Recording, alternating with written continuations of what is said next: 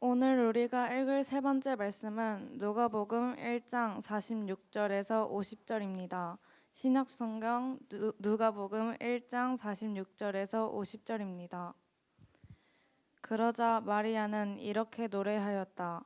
내 영혼이 주를 찬양하며 내 마음이 내 구주 하나님을 기뻐하는 것은 그가 이 천한 종을 돌아보셨음이라. 지금부터는 모든 세대가 나를 행복하다 하겠네. 능력 있는 분이 나를 위해 큰 일을 하셨으니 그의 이름 거룩하여라. 그를 두려워하는 사람들에게 자손 대대로 자비를 베푸시는구나. 아멘. 이는 거룩하신 하나님의 말씀입니다.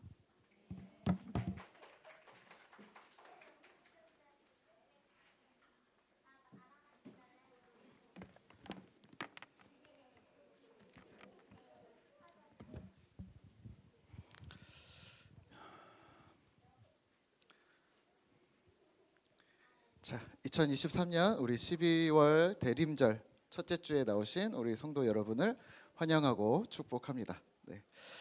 지난주로 오순절 후 몇째 주 이렇게 얘기하는 게 지난주로 끝났고요.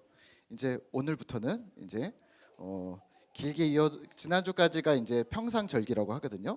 평상절기가 끝났고 이제 대림절부터 해서 대림절, 성탄절, 주현절, 사순절, 부활절, 성령 감림절 뭐 등등 해서 연속되는 이제 교회력 절기가 이제 시작을 합니다. 네. 그런데 이제 예수님의 탄생을 기점으로 시작되는 이런 절기들을 통해서 우리가 기억하셔야 할 것은 모든 절기들이 예수님을 가리킨다는 것을 기억하시면 좋을 것 같습니다.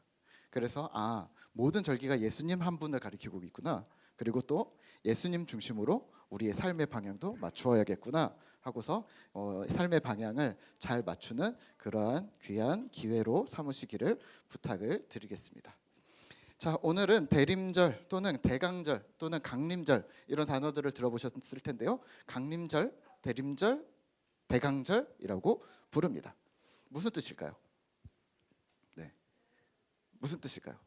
대림은 기다릴 대입니다. 한자입니다. 네, 기다릴 대. 그래서 오시는 것을 기다린다는 말입니다. 대강은 뭘까요? 그러면 내려오는 거죠. 대강, 내려오시기를 기다린다. 똑같은 말이죠. 누구를요? 네, 예수님을. 네. 자, 그래서 성탄절이 언제인가요? 성탄절이 12월 25일이에요. 그렇죠? 성탄절이 12월 25일인데 그 이전에 네 번의 일요일을, 네 번의 주일을 우리가 대림절, 대강절로 지키고요. 그리고 우리는 이제 여기서 기억하셔야 될 것은 두 가지인데, 첫 번째, 예수님이 오셨던 성탄을 기다리는 거죠. 예수님이 오시는구나. 첫 번째. 그리고 두 번째는 우리가 성탄을 기다리는 것처럼 다시 오실 주님을 동시에 기다리는 겁니다. 예수님이 오시는구나. 이것처럼 예수님이 또 다시 오신대. 진짜 오신대. 그러면 그것을 동시에 기다리는 거죠. 그런 의미로 한 달간 예수님을 기억하는 12월이 되시기를 소망합니다. 그리고 3주 동안 대림절과 관련돼서 이제 밴드를 통해서 매일 믿음의 고백을 우리가 좀 하도록 할 건데요. 많이들 참여해 주시고 의미 있는 시간이 이 한 달 되셨으면 좋겠습니다. 자, 오늘 말씀의 제목은요, 경배와 자랑입니다. 따라해 볼까요? 경배와 자랑. 네, 경배와 자랑. 그래요. 네. 자, 질문 하나 드리고 시작을 할게요. 우리가 성탄절 하면 떠오르는 게 무엇이 있으세요? 네. 네. 네. 포도주. 포도주가 네. 오늘 포도주 오늘 2잔 드세요. 네. 자, 우리가 패들렛에다가 오늘 우리 밴드랑 우리 카톡에다가 제가 좀 요청을 드렸어요. 그래서 한번 뭐뭐 적으셨는지 한번 볼까요? 뜰 수 있어요? 그래요. 자, 뭐라고 썼어요? 네. 자, 하나님이 세상에 오신 것. 그렇죠? 또 우리가 하트도 누를 수 있는데 이따가 시간이 나면은 하나씩 올려보세요. 또 뭐 있어요? 성탄절 하면 떠오르는 거. 큰 별, 목자들, 동방박사 이런 분도 있고요. 또 캐롤송, 또 별. 하나님이 세상에 오신 것. 이건 좀 의미가 있는 것 같고요. 예수님 생일. 또 성탄절 하면 또 떠오르는 게 뭐가 있어요? 네, 구세군. 네, 또 성탄절 하면은 나에게는 성탄절 하면은 아니 성탄절이라 하기보다 크리스마스 하면 나에게 기억나는 추억들이 있다. 어떤 것이 있으세요? 러브 액츄얼리. 없어요? 아, 민건이는 없대요. 네, 조금 더 살아야 돼. 그러면 네, 7살? 네, 네, 네. 또 여러분들에게 어떤 추억이 있습니까? 노엘이. 어, 뜰채를 잃어버렸어. 아, 그 뜰채가 아빠가 사준 엄청 좋은 뜰채였나 보다, 그렇죠? 예. 예, 눈에다가 뜰채를 넣고 잊어버렸대요. 목사님도 잃어버린 거 생각하면 엄청 많은 것 같아요. 네, 여러분들에겐 또 어떤 추억들이 있습니까? 크리스마스 하면 이 추억들이 12월 25일이 오는구나. 그냥 또 지나가는구나. 네, 그렇게도 볼 수 있는데요. 뭐가 있어요? 트리. 예. 집에다가 트리도 설치하고 전구도 설치하고 뭐 이렇게 하는 분들이 있는데 네, 좋습니다. 크리스마스를 하면서 여러 가지 추억들을 나에게도 만들고 우리 가족에게도 만들고 또 우리 집을 방문하는 수많은 사람들에게 크리스마스가 추억이 되고 무언가를 기대한다는 메시지를 주었으면 좋겠습니다. 자, 오늘부터 우리가 4주간 묵상하게 될 누가복음 1장은요. 예수님의 어머니인 마리아의 찬양을 살펴보게 될 텐데요. 특히 누가복음에는 찬송시와 찬가들이 많이 등장하고 있습니다. 마치 예수님이 미리 오심을 웅장하게 연주하듯이 메시아 하나님이신 예수님이 오신다, 온 세상에 구원이 임할 것이라고 선포를 합니다. 네, 아주 즐거워요, 그렇죠? 네, 뒤에서 네, 이런 거예요, 맞아요. 네. 예수님의 오심을 즐거워하고 기뻐하는 건데, 네, 조금만 더 집중해 주세요, 알았죠? 네, 자 오늘 누가복음 1장에서는요 세례 요한의 어머니인 엘리사벳과 예수님의 어머니인 마리아가 만나는 장면이에요. 그리고 둘은 공통점이 있는데요. 천사로부터 아이가 생길 것이라는 말을 듣습니다. 그런데 둘 다 똑같이 믿지 못합니다. 하지만 또 둘은 다 순종합니다. 천사가 사가랴에게 말했습니다. 오늘 13절인데요. 제가 읽을게요. 1장 13절인데요. 천사가 그에게 이르되 사가랴여 무서워하지 말라. 너의 간구함이 들린지라. 내 아내 엘리사벳이 내게 아들을 낳아 주리니 그 이름을 요한이라 하라. 아멘. 아버지 사가랴가 말합니다. 주님, 저와 제 아내가 나이가 많습니다.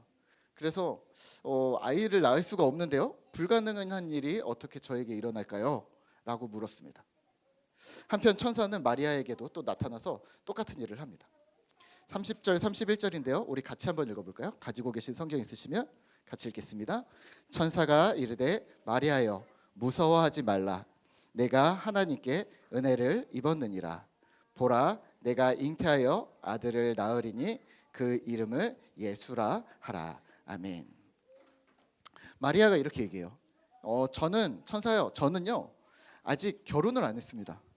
남편이 없는데 어떻게 아이를 낳을 수 있나요? 저는 못 믿겠습니다. 라고 거부했었습니다. 처음에는요. 하지만 결국 다 순종을 하는데요. 오늘 이 두 여인이 만난 거죠. 그것도 아이를 뵌 두 여인이 만난 거죠. 오늘은 마리아의 찬양을 좀 살펴볼 건데요. 46절에서 48절입니다. 우리 한번 같이 읽겠습니다. 성경으로요. 시작. 마리아가 이르되 내 영혼이 주를 찬양하며 내 마음이 하나님 내 구주를 기뻐하였음은 그의 여종의 비천함을 돌보셨음이라. 아멘. 이런 거예요. 내가 하나님을 찬양합니다. 내가 주님을 기뻐합니다. 왜냐하면 비천하고 사람 대우 받지 못하고 약하고 부족한 나라는 인간을 통해 하나님의 위대하신 일이 시작되었다는 것 때문이었습니다. 이 일 때문에 이제 지금부터는 모든 사람들이 나를 행복한 사람이라고 부를 것 같습니다. 또 불행한 자가 별 볼 일 없는 자가 이제는 나를 부러워하게 되었다라고 얘기를 합니다. 나는 행복한 사람이 되었어. 이 이야기를 하는 겁니다. 근데요, 생각을 해보세요. 우리도 그렇지 않나요? 별 볼 일 없는 우리를 하나님이 우리를 선택해 주셨고 우리를 하나님의 일을 감당하도록 주의 통로가 되도록 만들어 주셨으니까 말입니다. 자, 그러면 하나님이 오늘 무슨 일을 마리아를 통해서 하시는 걸까요? 무엇을 시작하셨을까요? 네, 예수 그리스도입니다. 성경에 보면 한 아이를 낳을 것이고 그 이름을 예수라 하라. 마리아가 한 일은 하나였습니다. 하지만 그의 딸은 한 가지 일이 아니라 수많은 일들을 했습니다. 모든 일들을 했습니다. 혹시 오늘 우리가 성탄절을 맞이하면서 이렇게 단순화시키지 않으셨으면 좋겠습니다. 아이를 낳았네, 예수가 오셨네, 끝! 이라고 생각하지 마시고, 이게 아니라는 걸 우리는 이미 잘 아시죠? 한 아이를 낳았고 한 아이가 잘 자랄 수 있도록, 그리고 하나님께서 맡기신 사명을 맡을 수 있도록 장성하기까지 먹이고 입히고 보살피고 중요한 일들을, 어머니로서 역할들을, 실제적인 수고를 감당하였을 것이 분명하다는 걸 우린 잘 알고 있습니다. 오늘 우리는 이 찬양 문구를 통해서 그러면 두 가지를 기억하시면 좋을 듯합니다. 첫 번째는 하나님입니다. 두 번째는 우리의 반응입니다. 첫 번째, 이 모든 일의 시작이 하나님이심을 기억하셔야 합니다. 아들이 누구냐, 어머니가 누구냐, 어디서 낳았냐, 언제 낳았냐, 왜 낳았냐, 네, 중요한 질문입니다. 하지만 가장 우선이 되는 사안은 하나님이 시작하신 일이라는 겁니다. 하나님을 빼놓고 어디서 갑자기 구원자, 메시아가 짠 하고 나타났다고 생각하시면 오산입니다. 시대마다 영웅들 있잖아요. 혹시 이순신 아세요? 이순신? 이순신에게 뭐가 있었어요? 무슨 배? 거북선. 이따가 코인 하나. 네. 네.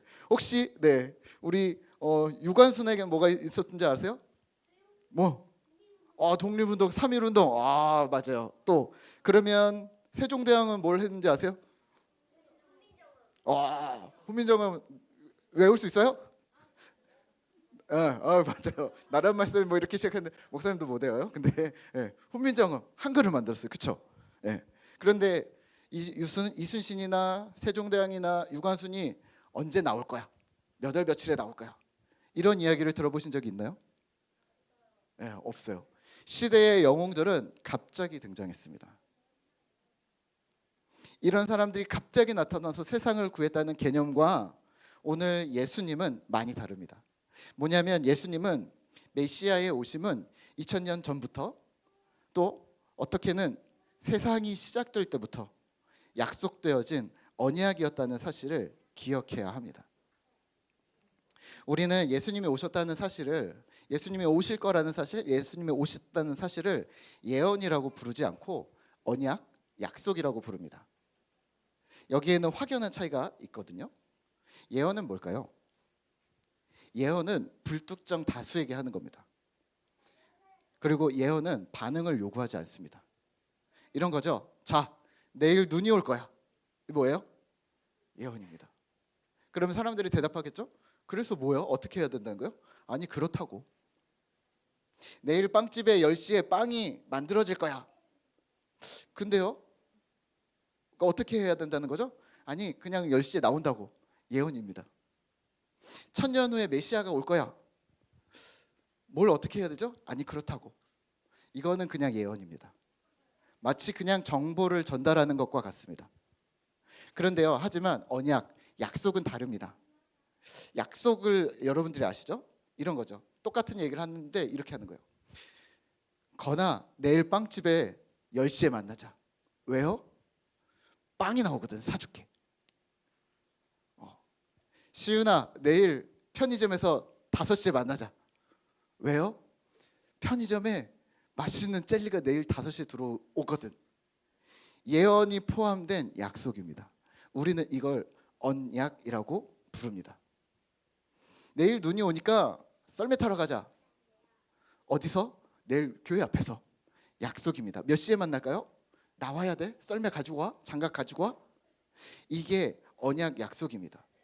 그러니까 메시아가 올 거야. 이거는 그냥 뭐 아무에게다 그냥 지금 우리가 생각하는 것처럼 예수님이 오십니다 라고 선포하고 끝나는 게 아니라, 자 세연아, 예수님이 오실 거야. 그렇지. 은채야, 예수님이 오실 거야. 세린아, 예수님이 오실 거야. 그럼 뭐예요? 그러니까 내일 아침에 만나? 예수님이 그날 올 거야? 이런 겁니다. 이게 언약과 약속입니다. 그래서 중요한 겁니다. 왜냐하면 이 말은 뭐냐면 하나님과 우리가 연결되어져 있다는 말입니다. 오늘 예수 그리스도의 오심도 마찬가지입니다. 메시아가 올 거야. 그냥 예언이 아니라 약속. 그래서 예수님이 오시면 근데 무슨 일이 일어난대요? 너를 구원할 거야. 너와 내 가족을 구원할 거야. 그럼 여기서 나와 맺은 이 약속을 주체이신 하나님도 당연히 지키시겠지만 예수님을 보내셨죠? 하지만 약속의 상대인 나는 그에 따른 반응을 해야 하는 거죠. 그래서 복음을 접한 모든 사람들은 이렇게 하나님께 되물었습니다. 하나님, 제가 무엇을 해야 합니까? 누가복음 3장에서 세례 요한이 요단강에서 사람들에게 세례를 베풉니다. 복음을 전합니다. 하나님의 구원을 보라. 이미 도끼가 나무 뿌리에 놓였으니 좋은 열매를 맺으라. 뭐 이런 복음 메시지를 들었습니다. 이 복음 메시지를 들은 사람들이 요한에게 나와서 묻습니다. 첫 번째는 많은 사람들이었습니다. 무리들이 나와서 세례 요한에게 묻습니다. 세례 요한님, 우리가 그러면 무엇을 해야 합니까? 세례 요한이 대답합니다. 옷이 2벌 있으면 나눠줘.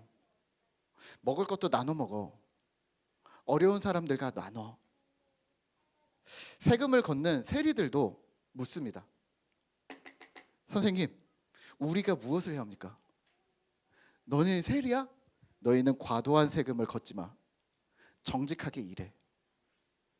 당시 사회적 지위가 높았던 군인들도 이렇게 묻습니다. 선생님, 우리가 무엇을 해야 되겠습니까? 군인들은 그 당시에 지위가 높았거든요. 이렇게 얘기합니다. 남의 것을 강제로 뺏지 마. 억울한 사람을 고소하지 마. 그리고 자기가 받는 봉급을 만족히 여겨. 복음은요, 항상 반응을 요구합니다. 그리고 각각의 다른 반응을 요구합니다. 하나님의 복음이 예수라는 한 인격체가 우리 안으로 들어올 때, 우리가 주님을 닮아갈 때 우리에게서 반응이 나오게 되는 것이죠. 어떤 반응일까요? 오늘 본문에서는 2가지로 나옵니다. 찬양과 기쁨입니다. 따라해 볼까요? 찬양과 기쁨. 네. 오늘 46절, 47절인데요. 현대인의 성경에서는 이렇게 읽었습니다. 내 영혼이 주님을 찬양합니다. 내 마음이 내 구주 하나님을 기뻐합니다. 그러면 이런 사람들이 있으세요. 목사님, 제가 예수님을 믿었더니 또 누군가 예수를 알게 되었어요. 그래서 내 안에서 찬양이 나오더라고요. 내 안에서 기쁨이 샘솟더라고요. 역시 복음은 능력이에요. 네, 무슨 말인지 알겠고 너무 축하할 일인데요. 오늘은 그 단어를 좀 바꾸셔야 합니다. 이렇게 바꾸면 어떨까요? 경배와 자랑입니다. 따라해 볼까요? 경배와 자랑. 어쩌면 지금까지 우리는 복음에 대한 반응이 내 안에 내면적인 것들, 기쁨, 감격, 사랑, 좋아, 행복, 뭐 이런 단어들로 우리는 배워왔습니다. 네, 틀린 것은 아닙니다만 그래서 복음이 모호해졌습니다. 나는 기뻐. 어떤 게 기쁜 것인지 너무 주관적이 되어져 버렸습니다. 크리스마스 하면 떠오르는 게 뭐예요? 저는 트리예요. 저는 별이에요. 저는 선물이에요. 저는 썰매예요. 눈이에요. 다 다르잖아요. 근데 그게 왜 기쁨이 되고 어떻게 얼마나 기쁨이 되는지 정확하게 알 수 없습니다. 이런 거죠. 어떤 사람은 맛있는 것을 먹을 때 기쁘대요. 그게 얼마나 기쁜지 모르겠어요. 근데 기쁘죠. 그치, 기쁘지. 크리스마스에 선물을 받으면 기쁘죠. 혹은 캐롤을 부르면 너무 기쁘죠. 또 파티를 하면 너무 행복하죠. 재밌죠. 좋죠. 그러니까 여기서 더 기분이 좋아지면 어떻게 돼요? 노래도 흥얼거려요. 안 먹힌카 이러면서 노래도 흥얼거려요. 또 오늘 밤 주인공은 나야 나 이러면서 또 노래도 불러요. 그럼 이게 찬양이거든요. 근데 그 찬양이 지금 이 모든 것들이 찬양이냐는 말이죠. 그러면 복음이 이런 느낌이라는 말일까요? 예수님이 이런 감정과 노래를 주시는 분이다. 이렇게 여겨야 될까요? 교회 다니는 사람은 그러면 계속 찬송가만 불러야 될까요? 우리가 아주 존경하는 마틴 로이드 존스 목사님이라는 분이 계신데요. 이 목사님은 이렇게 얘기합니다. 이 반응이 내면이 아니라 겉으로 드러나는 것이라고 말했습니다. 그리고 이 찬송과 기쁨을 경배와 자랑으로 바꾸어 후배들에게 가르쳤습니다. 찬송이 뭐냐? 하나님 경배다. 노래가 아니다. 하나님 경배다. 기쁨이 뭐냐? 하나님을 자랑하는 것이다. 그렇다면 첫 번째 찬송을 경배로 바꾸십시오. 경배는 뭘까요? 경배는 하나님을 향한 경외입니다. 그러면 모든 경건 활동을 포함합니다. 개인의 예배이든 공동체 예배이든 예배는 그래서 모두가 중요해집니다. 예배뿐일까요? 하나님의 말씀인 성경을 여러분들은 어떻게 대하세요? 하나님이 주신 구원의 진정한 감사와 존중이 있다면 그 메시지를 전달해 준 성경이 매우 중요해집니다. 성경을 읽고 공부하면서 또 암송하고 낭독하면서 말씀을 소중하게 여기게 될 겁니다. 찬송은요, 경배, 하나님을 경외하는 모든 활동인 것이죠. 노래가 아닙니다. 그러면 오늘 하나님을 경외하는 나는 무엇을 할 것인가? 2023년 한 해가 이제 한 달이 남았는데요. 지금 12월 한 달간 지난 11개월 동안 내가 빠뜨린 무엇을 해야 나는 2023년 이 한 해를 후회하지 않을까요? 오늘 이 시간 그것을 다시 결심하셔야 됩니다. 어떻게 하나님을 경배할 것인가? 또 하나 찬송을 경배로 바꾸었다면요, 이번에는 기쁨을 자랑으로 바꾸셔야 합니다. 기쁨은 뭐예요? 기쁜 표정. 이 우선 포함이 되겠죠. 아, 이거다. 이런 게 있겠죠. 그러면 자랑은 뭐예요? 혼자서는 안 돼요. 다른 사람이 있어야 돼요. 거기에 드러내는 거예요. 기쁨이 흘러 넘치는 거죠. 여러분 안에 기쁨이 있어요? 네, 기쁨이 있습니다. 기쁨 좀 보여주세요. 아, 이게 보여지지가 않는다는 거죠. 지난주에 제가 이영표 집사님이랑 식사를 했는데요, 이영표 집사님이 뭐 얘기를 하다가 전화가 왔어요. 그래서 목사님, 제가 목사님에게만 얘기할게요. 딴 사람들한테 말하고 싶지 않습니다. 뭡니까? 그랬더니 우리 딸이 하면서 뭐가 뭘 그렸고 뭐 이렇게 근데 계속 보여주시는 거예요. 근데 뭐가 보이는지 아세요? 기쁨이 보여요. 우리 어른들끼리 모이면 제가 장난으로 얘기하거든요. 자랑할 거면 10,000원씩 놓고 하시라고 하거든요. 근데 그날은 제가 드렸어요. 근데 한 사람씩 하면 할 게 많거든요. 근데 그날 제가 사진을 몇 장 봤는지 모릅니다. 계속 보여주세요. 아, 엄청난 기쁨이 지금 흘러서 넘치는구나. 제가 지난주에 핸드폰을 바꿨습니다. 고장난 걸 좀 오래 썼는데 한 1년 넘게 썼는데 기회가 돼서 바꿨습니다. 근데 아이들이 더 기뻐하는 거예요. 좋아하는 거예요. 아빠 핸드폰 바꾼 게 그렇게 좋아? 좋대요. 왜? 네가 쓸 것도 아닌데? 좋대요. 어떤 꿍꿍이인지는 잘 모르겠는데 저는 잘 이해가 안 되는데, 야, 자꾸 다른 사람들한테 얘기하지 마. 왜냐면 딴 사람들은 자주 바꿔. 이게 뭐 자랑할 일이 아니야. 이렇게 뭐 차를 사거나 집을 사거나 이런 것도 아니고 자랑할 일이 아니야. 그랬더니 애들이 이래요. 엄마한테 얘기하더라고. 엄마, 그러면 학교 친구들한테는 얘기해도 돼요? 제가 말했어요. 야, 엄마 핸드폰 바꾼 거를 학교 친구들한테 뭐하러 이렇게 알지도 못하는데. 근데 이게 이거예요. 자랑이에요. 내 일이 아닌데 내 일이 되는 거예요. 내 안에 있는 기쁨이 흘러 넘쳐서 말하지 아니할 수 없는 게 이게 자랑인 거예요. 그러면 기독교인인 우리는 이 기쁨이 자랑이 되셔야 합니다. 하나님의 복음이 예수 그리스도가 이 땅에 오셨다는 사실이, 내가 구원을 받고 가족과 동료들이 구원으로 들어온 것, 이게 자랑이 되어야 한다니까요. 목사님, 저는 기뻐요. 하지만 저는 조용히 기뻐할래요. 아니요, 그게 아니라니까요. 복음은 반응입니다. 그러니까 드러나는 반응입니다. 내재적인 기쁨이 충만해져서 외부로 흘러나오는 것, 외부로 터져 나오는 것, 이것을 마그니피컷이라고 하는데요, 이것을 반응이라고 얘기를 하는 겁니다. 엄청난 기쁨이 터져버렸다는 거죠. 그러면 이렇게 생각하셔야 됩니다. 성탄절은 이렇게 기쁨이 되는 겁니다. 성탄이 자랑으로 드러나는 가시적인 기쁨이 되어져야 하는 것이죠. 성탄의 이 크리스마스에 신자된 우리가 어떠한 반응을 보여야 하는지 더 명확해지는 것이죠. 성탄절을요, 이 크리스마스를 온 세계가 다 알고 있고 지킨다고 해야 되나요? 뭐 지킨다기보다는 뭔가 셀러브레이트 한다고 해야 할까요? 그게 예수님 때문일 수도 있지만, 또는 상업적인 이득을 누리거나 또는 개인적인 만족을 위해서 오용되기도 합니다. 여기서 신자인 우리는요, 그래도 중심을 잘 지키셔야 합니다. 뭘 하지 말라는 게 아니라 중심을 지키자는 얘기입니다. 이렇게 생각하면 어떨까요? 성탄은요, 성탄절이니까 누구를 돕자. 성탄은 누구를 돕는 계절이 아닙니다. 평소에 도와야 합니다. 성탄은 자신을 돌아보거나 남을 돌아보는 자아 성찰의 기간이 아닙니다. 아, 성탄이네? 근데 공교롭게도 12월이네? 그러니까 나를 또 돌아보아야겠네? 아니요. 네, 원래 돌아보아야 하는 겁니다. 12월이고 성탄이기 때문에 돌아보아야 하는 게 아닙니다. 또는 성탄이니까 다른 사람의 복을 빌거나 평화를 이룩하거나 축하하거나 연인들의 사랑을 고백하는 기간이 아닙니다. 그게 잘못됐다는 게 아니라 신자된 우리만큼은 이 성탄이, 특히 이 대림절 4주 동안 이 시간이 나나 다른 사람이 주인공이 아니라 예수 그리스도께서 주인공이시고 하나님이 연출자라는 사실을 우리는 말해야 하는 것이죠.